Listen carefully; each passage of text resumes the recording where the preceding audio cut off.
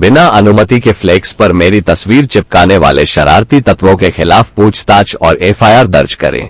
Rajendra Vij Ambala cantt निवासी आरोपी विकास सिंगला और अमित सिंगला के साथ मेरी अनुमति के बिना फ्लेक्स पर मेरी तस्वीर चिपकाने वाले शरारती तत्वों के खिलाफ आईपीसी की धारा 66, 294, 499, 120 बी के तहत पूछताछ और एफआईआर दर्ज करे। राजेंद्र विज ने अंबाला एसपी को एक मेल के जरिए अंबाला छावनी में 15 अगस्त व रक्षाबंधन को लेकर जगाधरी मार्ग पर 2 जगह फ्लेक्स लगाए गए थे, जिसमें मेरी अनुमति के बिना इस फ्लेक्स में एक अपराधी के साथ मेरी व मेरे भाई कपिल विज की फोटो लगाई गई है व इसमें होम मिनिस्टर की फोटो भी लगाई गई है, जिसे लेकर मैं बहुत आहरित हुआ व इसकी पूर्ण जाँच व ऐसे बिना अनुमति के मेरी व मेरे भाइयों की फोटो लगाने को लेकर कार्रवाई करते हुए एफआईआर जल्द से जल्द दर्ज की जाए। इस मामले को लेकर राजेंद्र विज ने मीडिया से बात करते हुए बताया कि मुझे आपको ये बताते हुए खुशी हो रही है कि मैं अंबाला जिले का प्रसिद्ध व्यक्ति हूं, क्योंकि मैं 5 खेलों का प्रमुख हूं, अर्थात हरियाणा ताइक्वांडो एसोसिएशन का अध्यक्ष हूं।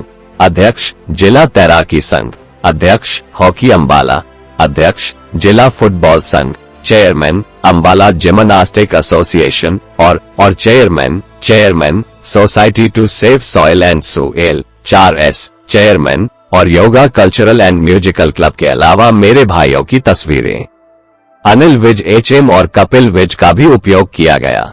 मैं आपके ध्यान में लाना चाहता हूं कि मैं जगाधरी रोड से योगाशाल जा रहा था और मेरी अनुमति और जानकारी के बिना विकास सिंगल और अमित सिंगला, आशीष गुलाटी, राजू बाली और चंद्रशेखर सोनकर के साथ मेरी तस्वीर के साथ विभिन्न स्थानों पर कई फ्लेक्स लटके हुए थे।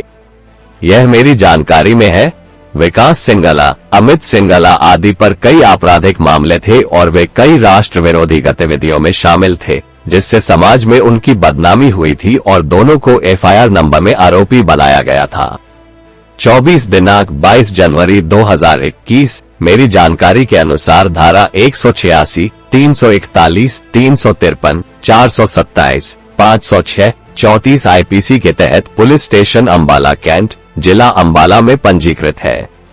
वहां मुझे बदनाम करने के लिए अवैध कार्रवाई की गई और मेरे नाम का दुरुपयोग किया गया। मेरे अच्छे नाम और व्यक्तित्व का भी अवैध फायदा उठाया गया और आपसे अनुरोध है कि फ्लैक्स पर मेरे नाम का उपयोग करने के उनके इरादे, बिल का भुगतान किसने किया और मेरी अनुमति के बिना फ्लेक्स मुद्रित किया और किसने मुझे मानसिक यातना दी, इसके बारे में पूछताछ करें। पूछताछ करने के बाद कृपया आईपीसी की धारा 66 EIT एक्ट 294, 499, 120 बी के तहत शरारती तत्वों के खिलाफ एफआईआर दर्ज करें, जिन्होंने शरारतपूर्ण तरीके से मेरे नाम का दुरुपयोग किया है, क्योंकि इतने सारे एसोसिएशन के अध्यक्ष होने के बावजूद न तो हमारा उनसे कोई परिचय है और न ही हमने कभी लिया है खेल, सांस्कृतिक और योग के हमारे विभिन्न संघों के लिए कोई दान। ऊंचा बोलना। जो ये फ्लेक्स के लेके मामला हुआ है, जो आपके संदर्भ में आया, उसके लिए आपने क्या किया? देखिए, ऐसा है कि मुझे तो बिल्कुल मालूम नहीं था। 15 अगस्त को एक फ्लेक्स लगाएगी अमित सिंगला और विकास सिंगला के साथ। उसमें हमारे तीनों भाइयों की फ़ोटो थी। मैं आपको 2 बातें यहाँ बताना चाहता हूँ कि एक तो मैं किसी भी पार्टी का मेंबर नहीं हूँ अभी तक, क्योंकि हमने अपने भाई को ही आगे करा हुआ है, ना हमें बनने की कोई आवश्यकता है, क्योंकि हम इकट्ठे भाई रहते हैं। तो मैं तो देखा नहीं। मुझे अभी 1-2 दिन से लोगों ने ये बताया कि आपकी विकास सिंगला और अमित सिंगला के साथ फ़ोटो लगा रखी है। तो आपको मालूम है कि विकास सिंगला के ऊपर कई धाराओं में कई गलत गतिविधियों के मुकदमे दर्ज हुए हैं। तो फिर मुझे ये पता चला कि शायद इसके ऊपर कोई एक्शन होगा, लेकिन मैंने देखा नहीं। क्योंकि कोई भी आप किसी की फ़ोटो, ऐसे तो कल कोई भी बदमाश शहर का उठ के हमारी फ़ोटो हमारे साथ लगा दिया। 40 वर्षों में मैंने ना तो किसी से 1 रुपया रिश्वत ली, ना मैंने चाय पी। इतनी संगठनों का मैं प्रधान हूँ, आपके सामने हॉकी का भी हूँ, फुटबॉल का भी हूँ और आपके जिम्नास्टिक का भी हूँ मैं, और ये भी हॉकी आपके सामने खेली है, फुटबॉल का भी हूँ मैं, और पूरे हरियाणा का ताइक्वांडो का हूँ मैं, योगा का प्रेसिडेंट हूँ, जिसको हमने घर घर में पहुँचाया है, और कल्चरल एक्टिविटीज़ का हूँ मैं।